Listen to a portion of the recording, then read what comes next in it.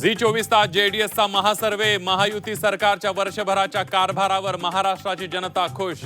महाराष्ट्राच्या जनतेने दिलेल्या कौलामध्ये फडणवीस सरकारला बंपर पसंती.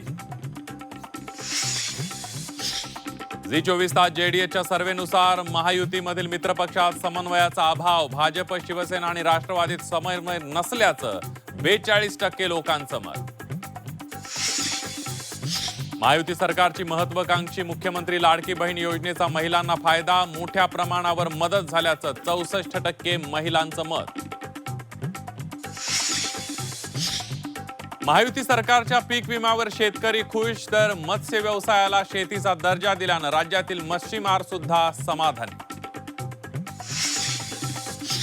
झी 24 तास जेडीएसच्या सर्वेनुसार महायुतीतल्या तिन्ही पक्षांमध्ये भाजपची कामगिरी सरस. भाजपच्या कामावर 37%, शिवसेनेच्या कामावर 28% आणि राष्ट्रवादीच्या कामावर 19% जनता समाधानी. नगरपालिका नगरपंचायतींची मतमोजणी 21 डिसेंबरलाच होणार. सुप्रीम कोर्टाकडून नागपूर खंडपीठाचा निर्णय कायम.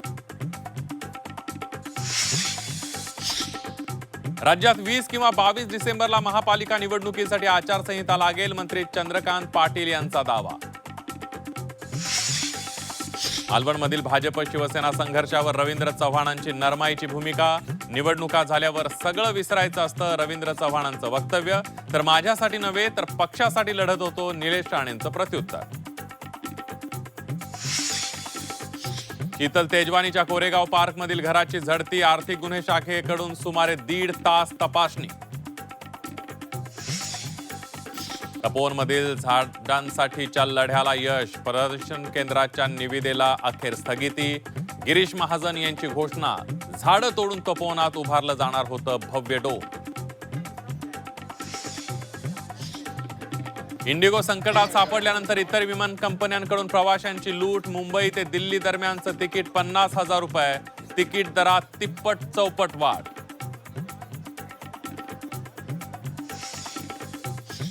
आणि रिझर्व्ह बँकेचा कर्जधारकांना मोठा दिलासा. रेपो रेटमध्ये 0.5% कपात. रेपो रेटमधील कपातीमुळे तुमचं गृहकर्ज, वाहन कर्ज स्वस्त होणार.